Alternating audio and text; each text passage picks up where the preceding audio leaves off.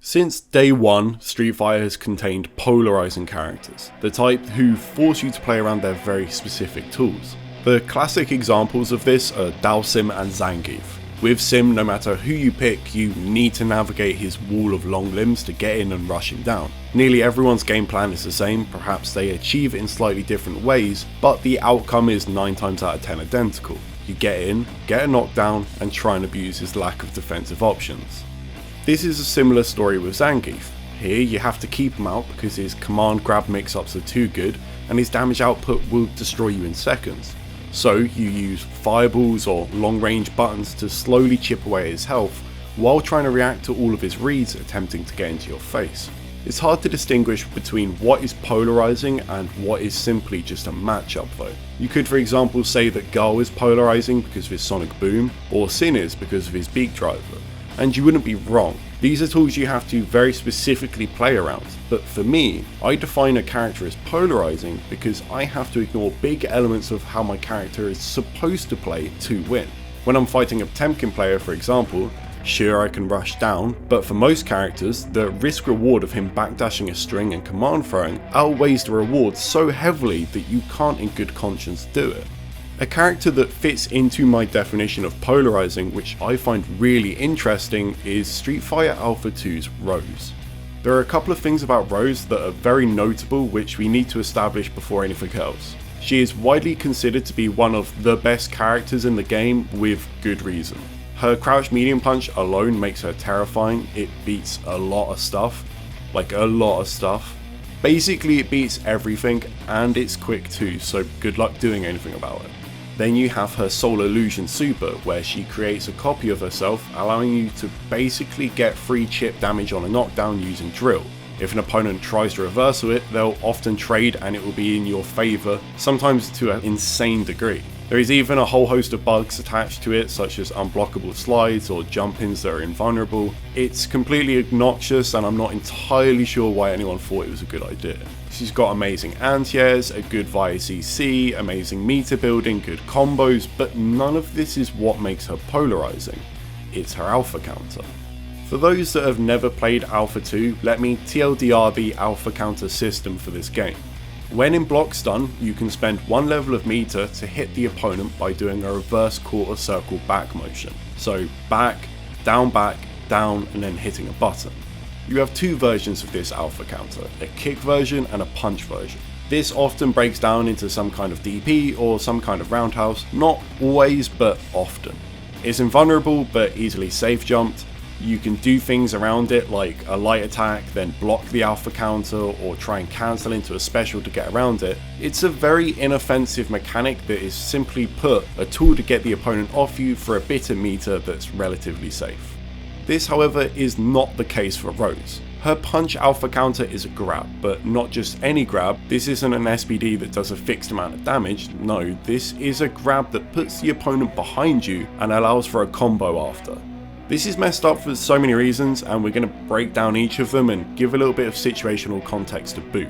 Although this sits in the category of grab, it's also kind of not. It will connect with both a grounded opponent and an airborne opponent. Basically everything that's in range, and the range on it is very good. So your typical strategy of things like safe jump setups will not work versus it. Then there is the side switch. Obviously working someone to the corner is hard in any game, and then being able to defensively side switch because you have the gall to do an attack on block, immediately reversing all your hard work is powerful. Also, just due to the threat of alpha counter, it's gonna alter how the opponent pressures you due to the risk, which in turn gives you far more opportunities to fight your way back to mid-screen. After this, like I said, she gets a combo. The standard combo that works on the majority of the cast is crouch medium punch into light drill. That's good for damage's sake, but it also builds a lot of meter. So much in fact that if you do 3 alpha counters with the combo, you end up with enough meter for another alpha counter. This isn't a fringe case, this happens all the time. Versus big characters, you can do an even better combo. Hitting a crouch heavy punch into a heavy drill to build even more meter and do even more damage. Or you can just cash everything in, activate custom combo for huge damage. There are even more options here, such as cancelling your Soul Illusion, granting you a potential unblockable, Basically, you can get whatever you can afford, and once again, this is because of a blocked move. Street Fighter Alpha 2 also has a glitch associated with the custom combo mechanic, which veers its ugly head a lot because of Rose.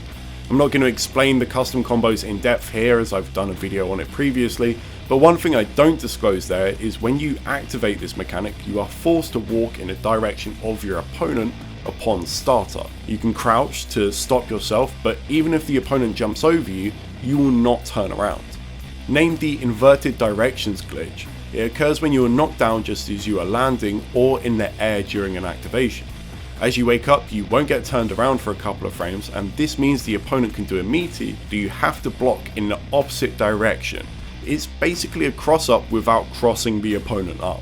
Although this happens sometimes, it's not a super common sight. Rose changes that. Her counter puts you in a kind of airborne frozen state. So if she alpha counters you during your activation, even when you're grounded, then knocks you down, she meets all the conditions needed for the glitch. Then she can follow up with a jumping attack that you have to block as a cross up, an empty load that you have to block normally, a jump in followed by a delay grounded attack that you have to block cross up then normally. It's a cherry on top of an already amazing tool, and a big one because you will be blocking custom combos all the time as people attempt to via CC you. You might be thinking that this sounds less polarizing and more just broken, which is honestly a pretty reasonable conclusion, but there are ways to fight against Rose's alpha counter. Sort of. Firstly, the obvious limitation of this move is that it's meter dependent.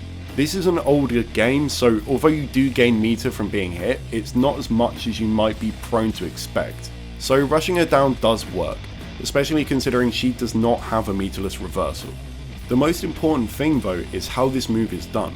Once again, it's a reverse quarter circle back motion. This small detail is the only thing in my mind keeping it from being completely busted. When you hit Rose with an individual light attack, if she wants to counter it, she has to be impossibly quick due to this motion. Her reactions have to be so on point it tips into the side of a read. With this level of reaction, it means that she has to be solely looking for your light attack. What this allows for is a mix-up. Walk up throw, overheads, delaying your attacks, all become incredibly viable because she's focused on one individual defensive option. If you were to say do 2 lights in a row or a medium attack, obviously this is going to be easier for her to deal with, so you don't give her that opportunity and you tick throw her. This is why it's polarizing. It adds a level of danger to your strings that normally doesn't exist, meaning you can't just rely on pre-programmed muscle memory. You constantly have to mix up your options, not only for damage sake, but to give her enough visual noise that 100% successful reactions stop being viable. There is also no way for her to safely do an alpha counter unless it's successful. The motion ends with a down input, meaning there is always going to be a point where she's not blocking. So if you force her into a position where she's making more reads than the reactions, you can punish her. Now she can do things like option select into a fireball, which is good, but it still gives you a window for counter attack. It's very easy to look at this and feel like it shouldn't exist, that the ways of dealing with it aren't direct enough for it to be enjoyable. However, I actually think having a polarizing character based on their defensive options is very cool. Granted, she has a lot more tools on top of this, which is what makes her top tier, but it's an interesting thing to fight against even if it can be frustrating. In Guilty Gear there is something similar with Baiken where she can come out of block stun and attack you.